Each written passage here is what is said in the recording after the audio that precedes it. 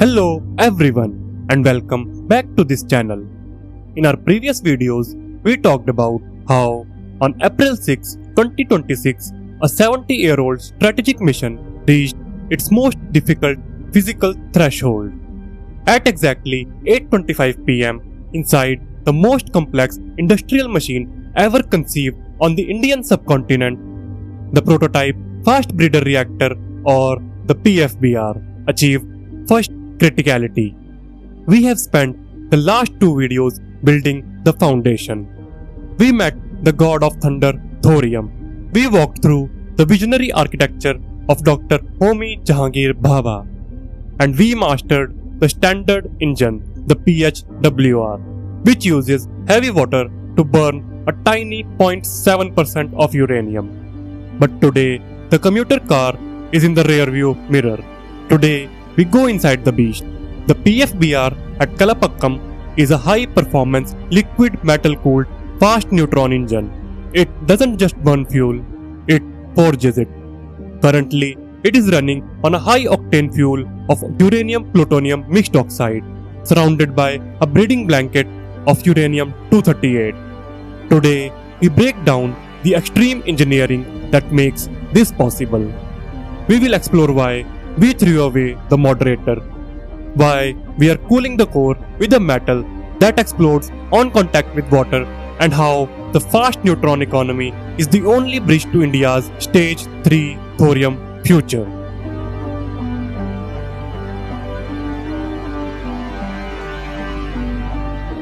In our last video, we discussed the moderator, the swimming pool of heavy water used in Stage 1. We needed that pool because Stage 1 fuel is diluted. Natural uranium only has 0.7% of the fissile U-235. To keep the fire going, we have to slow the neutrons down to thermal speeds to give them a chance to hit those rare targets. But in the beast, the rules have changed. The fuel in the PFBR is not diluted. It is concentrated. It is packed with plutonium-239. Because the targets are now everywhere, we no longer need the swimming pool. We have removed the moderator entirely. The neutrons in the PFBR are fast, moving at roughly 20,000 kilometers per second. Let's understand it like this. Imagine a dark warehouse with only one person standing in it. If you throw a ball and try to hit that person, you will likely miss. You need to throw a slow-moving large ball to have any hopes of hitting them. Now imagine a room packed shoulder to shoulder with people. It doesn't matter how fast you throw that ball, you are going to hit someone. Because our fuel is so dense, we can take the brakes off. But we don't just use fast neutrons because we can. We use them because we must. To breed fuel, we need neutrons with massive kinetic energy. When a fast-moving neutron hits the uranium-238 blanket, it has a much higher probability of being captured to create plutonium-239. Slow neutrons are for burning, while fast neutrons are for breeding.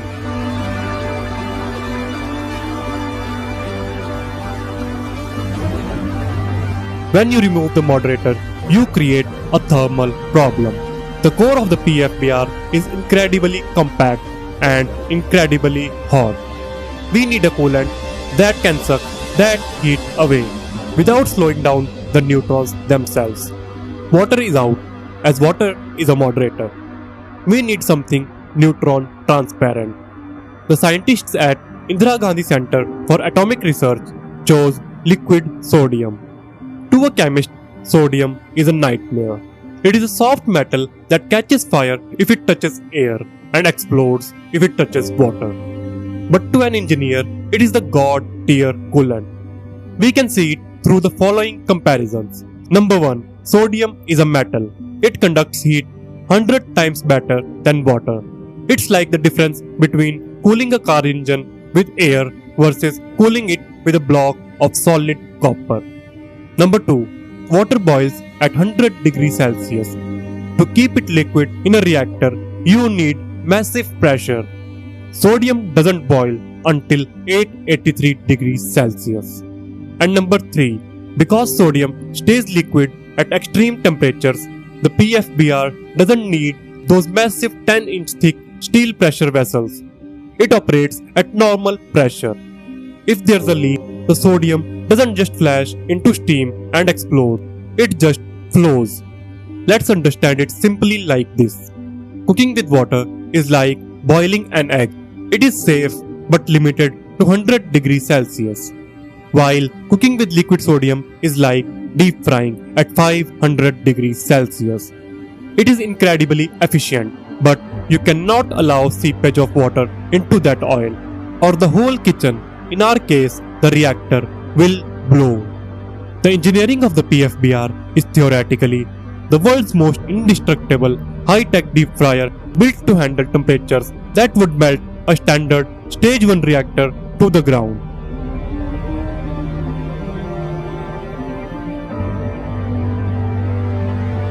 Now, you may be thinking, how do you safely contain 500 tons of explosive liquid metal? It's simple, you don't pump it around in external pipes, where a leak could be catastrophic. You use a pool type design. In the PFBR, the entire primary system, the core, the primary pumps and the heat exchangers is submerged inside one massive double-walled stainless steel tank. The tank is 13 meters wide and nearly 13 meters deep. The sodium never leaves this steel cathedral. Understand it like this. Imagine a giant thermos flask. Inside, you have a hot pool surrounded by a cold pool of liquid sodium. By keeping everything in one pool, we eliminate the biggest risk in nuclear history, the loss of coolant accident, or LOCA. Even if the pump fails, the core is still in a massive ocean of liquid metal that can soak up the heat for days. To build this, India had to master 316 LN stainless steel. This isn't your kitchen sink steel. It's a low carbon nitrogen enhanced alloy designed to survive 40 years of constant neutron sandblasting and the corrosive environment of hot sodium. Every weld in this vessel was inspected with the precision of a diamond cutter, because a single crack could derail a century of planning.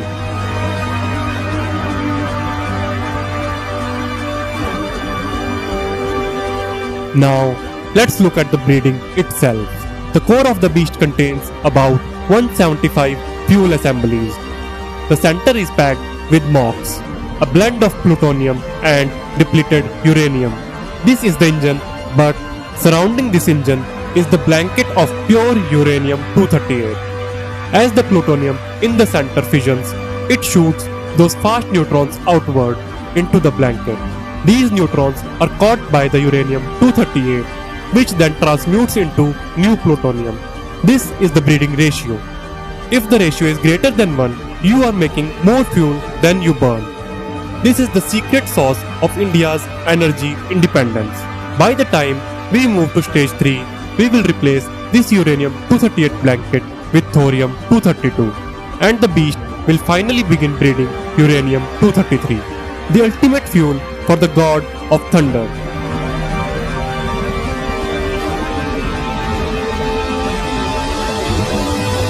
When you are dealing with fast physics, you don't rely on human reaction times.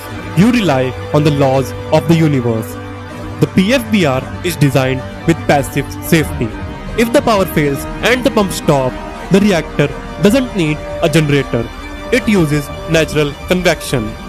Hot sodium is less dense, so it rises, while cold sodium is denser, so it sinks. The PFBR has 4 independent decay heat removal loops that use the natural flow of air over sodium to air heat exchangers. Even in a total blackout, the beast can breathe itself cool. Furthermore, the control rods are held up by electromagnets.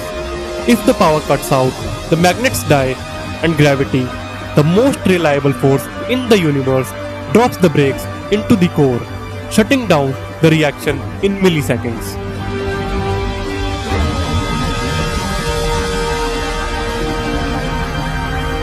The criticality achieved at Kalpakkam in April 2026 is not the end of the mission. It is the beginning of the most sophisticated lab of the relay race. But it is vital to remember the beast is not the destination. The beast is the refinery. We are currently using this machine to forge the plutonium inventory we need. We are building the mass, the kinetic energy and the fissile material that will serve as a starter pistol for the final stage. The PFBR is the plutonium bridge, the intermediate step that turns our uranium scarcity into a massive concentrated fire. Once this bridge is complete, we will move into the endgame. We will enter the world of thorium utopia. We will begin the process of finally igniting the 1000-air battery sitting in our beach sands. In our next video, we will be closing the loop. We are moving into stage 3. We will look at how we take the fuel forged here in the beast to power the advanced heavy water reactor and the futuristic molten salt reactor. We are going from the refinery to the utopia. The god of thunder has an engine. Now we are going to build the world it powers. We will meet in our next video. Until then, stay curious.